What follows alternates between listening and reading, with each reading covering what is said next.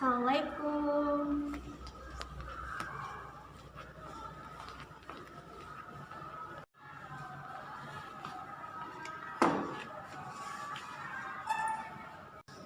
Assalamualaikum warahmatullahi wabarakatuh.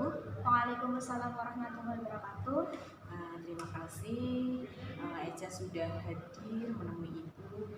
Ibu kemarin dapat kabar dari guru bimbingan konseling yang lainnya bahwa Eca mencari Ibu. Apakah betul? Betul Bu, kemarin. Oh ya, kalau boleh tahu tujuan Eca menemui Ibu itu apa ya? Ingin berkonsultasi mengenai masalah yang saya hadapi ya.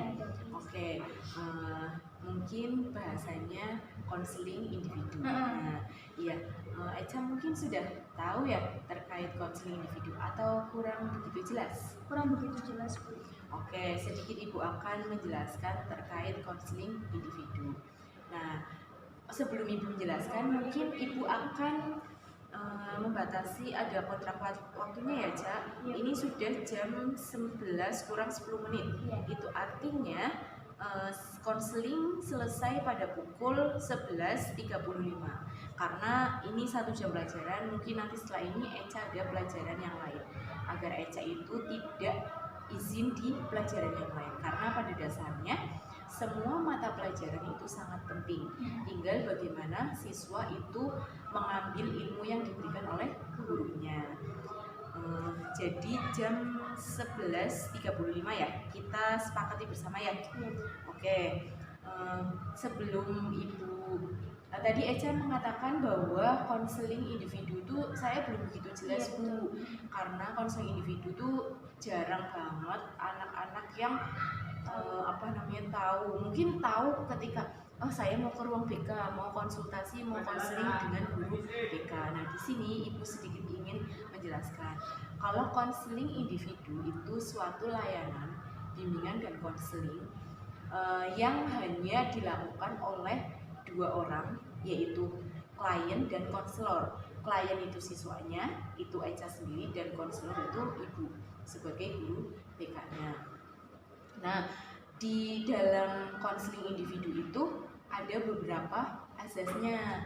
Jadi Eca di sini itu tidak usah takut apabila ingin mengungkapkan masalahnya, sekalipun itu masalah yang sangat rahasia. Jadi konseling individu ada asas kerahasiaan. Maksudnya gimana Bu? Maksudnya di sini kita saling menjaga rahasia kliennya. Eca sebagai kliennya menjaga rahasianya Eca, Ibu sebagai konselornya menjaga rahasia Eca. Nah, jadi Eca jangan usah khawatir untuk memberikan atau ngasih tahu permasalahan Eca kepada Ibu, karena Eca sudah kesini sendiri. Itu artinya Eca sudah siap untuk Konsultasi.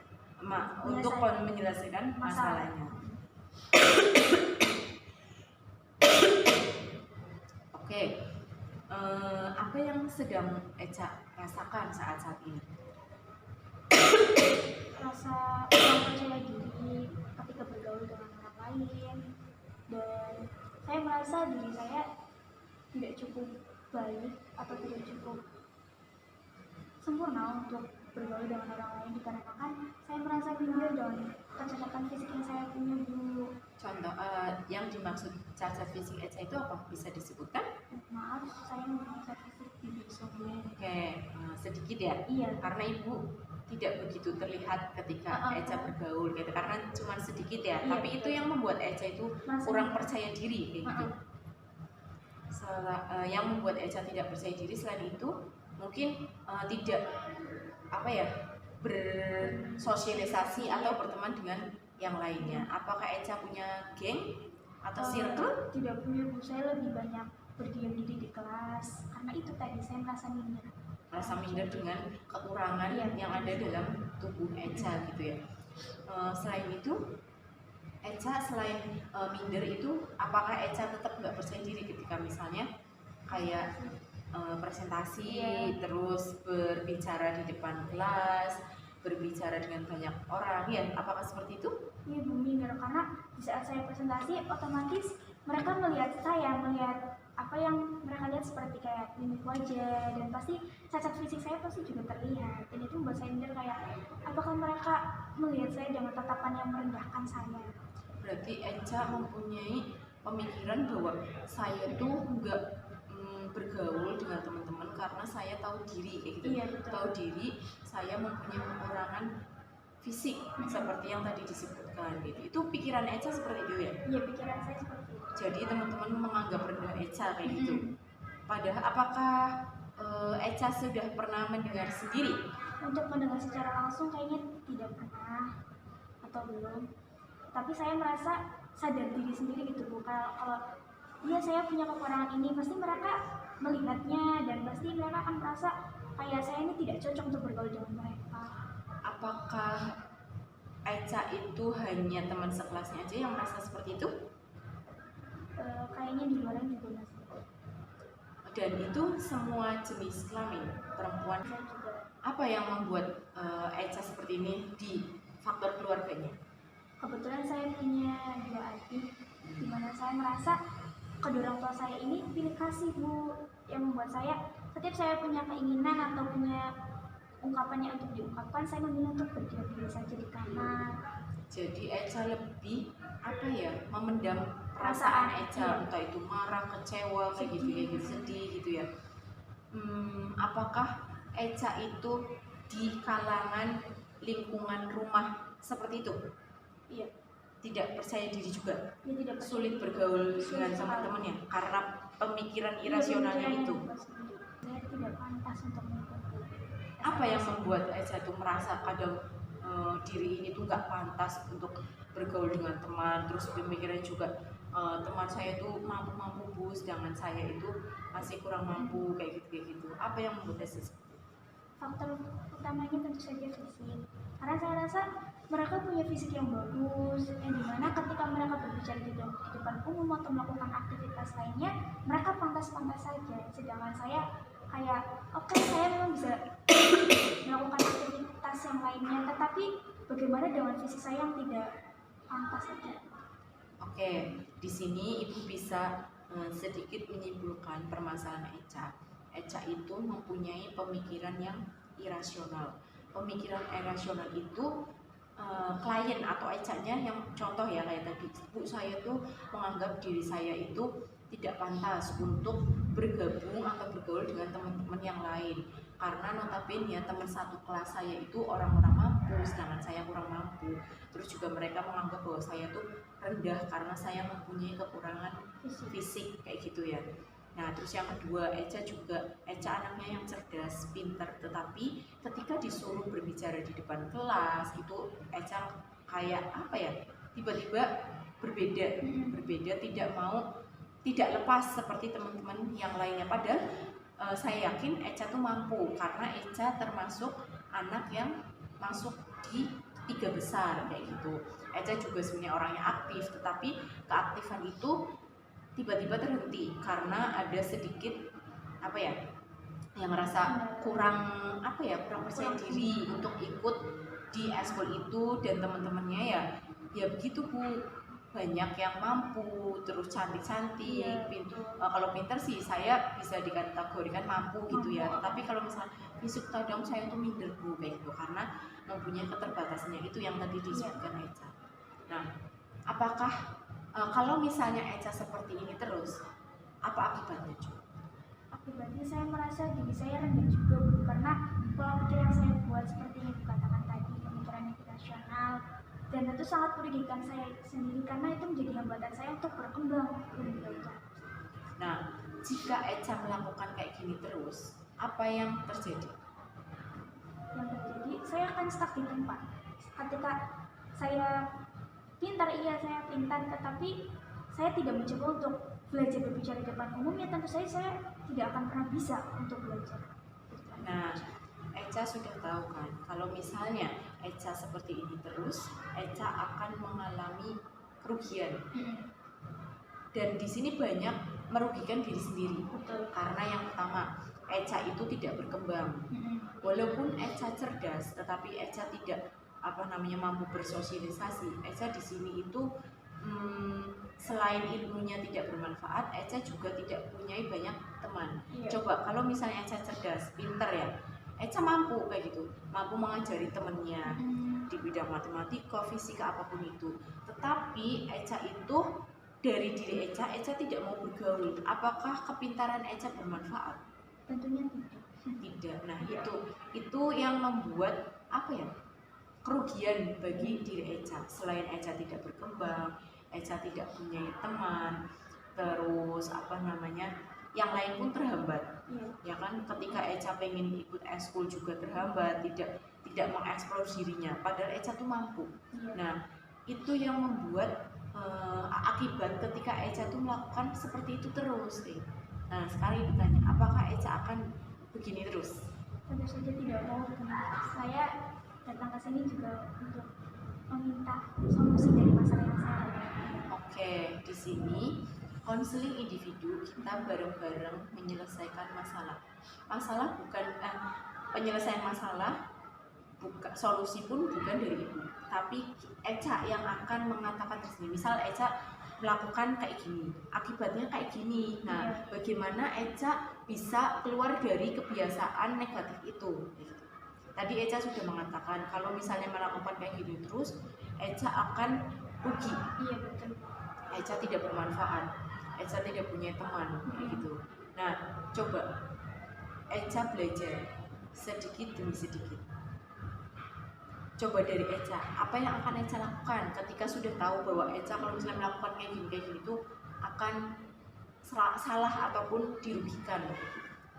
Apa yang akan Eca lakukan ketika masalah ini? Tadi Ibu mengatakan, apa yang Eca lakukan ketika Eca melakukan itu terus dan membuat apakah Eca akan tetap bertahan seperti ini atau tidak? Saya akan berusaha untuk menghilangkan rasa minder saya supaya saya bisa berkembang, terutama di bidang berbicara di depan umum, karena rasa minder ini sangat sekali merugikan saya, menghambat saya untuk beraktivitas, untuk bersosialisasi, dimana ketika saya sekolah maupun di lingkungan sosial kebanyakan akan melakukan interaksi atau komunikasi, dan saya ingin belajar berkomunikasi dengan normal kayak pada umumnya, tanpa ada rasa minder, tanpa ada rasa takut salah ataupun takut dianggap rendah dan diremehkan. Oke, tadi Eca kan kalau misalnya saya tuh merasa direndahkan sama temen yang lain karena saya mempunyai sedikit kekurangan, yaitu bibir sumbingnya. Nah, itu yang membuat Eca tuh berpikir irasional. Apakah Eca itu omongan, kan kata orang lain ya, kata teman Eca tuh Eca merasa Eca direndahkan. Apakah Eca mendengar itu sendiri dari temannya? Enggak, Bu, saya tidak pernah mendengar, tapi tentu saja saya merasakan apa dari tatapan mereka gitu loh, Bu. Kayak berarti bahasa verbalnya ya? Iya, betul. Nah, yuk kita di sini bareng-bareng cari solusinya. Nah, apakah Eca siap? Siap, oke. Di sini Eca kan yang pertama kurang percaya diri ketika berbicara di depan umum. Nah, sekarang coba Eca menganggap ibu dan yang lainnya itu ataupun ibu ya. Eca belajar berbicara. Entah itu baca puisi, entah itu baca novel atau apapun itu, yang penting Eca berbicara depan ibu. Apakah Eca masih seperti yang dulu? Tadi kan Eca kalau misalnya kayak gini terus saya akan berakibat kayak gini, Bu, merugikan pada diri sendiri. Nah, tadi Eca mengatakan bahwa saya juga akan berubah. Sekarang berlatih. Eca sedikit demi sedikit berlatih untuk bisa berbicara di depan orang. Kita akan membacakan puisi dengan judul Muda Tanpa Narkoba. Yang keras. Siapa akar kuat Indonesia jika bukan muda yang berjiwa baja? Siapa pohon peneduh Indonesia jika bukan muda yang penuh cinta? Generasi bangsa yang hebat adalah ia yang bertekad kuat, yang mampu melawan narkoba laknat, sebab karenanya Indonesia dalam sekarat. Jangan biarkan negara hancur karena narkoba yang menjamur. Generasi muda terjebur ke dalam lembah curam yang mengubur. Dengan bergandeng tangan kita bisa melawan darurat narkoba yang meraja. Lindungi muda penuh asa atau kehilangan mereka dan hilanglah jati diri bangsa. Nah, tadi Ibu sudah menilai Eca ketika berbicara dengan Ibu itu udah cukup baik lah. Bisa dibilang 80%. Istilahnya nilainya 80. Dan dengan yang sebelumnya, setelah Eca ketemu Ibu, apa yang Eca rasakan? Rasakan tadinya senang karena pada akhirnya saya mendapat solusi apa yang saya permasalahkan. Dan nanti sehabis pertemuan ini saya akan mencoba mempraktekkan apa yang tadi Ibu sarankan. Coba apa yang akan Eca ubah dari yang tadi Ibu bicarakan dengan Eca? Kan tadi katanya Eca kurang percaya diri karena Eca merasa teman-teman Eca merendahkan Eca, terus tidak percaya diri karena tampil di depan kelas, tidak percaya diri di masyarakat karena ya itu Eca tuh sering berdiam diri di rumah karena efek dari keluarganya yang kurang mendukung Eca. Keluarga atau ibu atau bapaknya itu hanya berpihak pada adik, sehingga Eca itu tidak mau bersosialisasi dengan teman serumahnya. Nah, apa yang akan Eca rubah dari permasalahan itu? Langkah apa yang akan Eca ambil? Langkah pertama tentunya saya akan lebih bersyukur dengan apa yang Tuhan berikan kepada saya. Yang kedua, saya akan mencoba untuk berinteraksi, entah sesulit apapun apa yang saya alami, saya akan mencoba tetap berinteraksi. Dan yang ketiga, tentunya saya akan mengubah pola pikir saya, bahwa pola pikir saya yang irasional ini tidak benar. Yang salah ya, tidak. Oke, ini Eca sudah mengungkapkan sendiri solusi apa yang harus Eca lakukan. Nanti ke depan Ibu pengen melihat perkembangan Eca, apakah Eca sudah berubah ya, walaupun berubah itu butuh proses, Iya. tidak secara instan. Mie instan aja butuh direbus. Iya. Nah, apalagi proses yang sebegini apa ya, membutuhkan suatu langkah yang lebih baik lagi, itu butuh proses banget. Nah, oleh karena itu Eca, Ibu tunggu perubahannya Eca seminggu ke depan. Eca harus bisa berlatih apa yang tadi sudah Eca katakan. Nanti mungkin 1 minggu ke depan, ketika Eca sudah merasa ada sedikit atau banyak perubahan, Eca bisa konseling individu lagi bersama Ibu, karena Ibu ingin melihat perubahan secara konkret yang Eca lakukan, ya. Jadi ada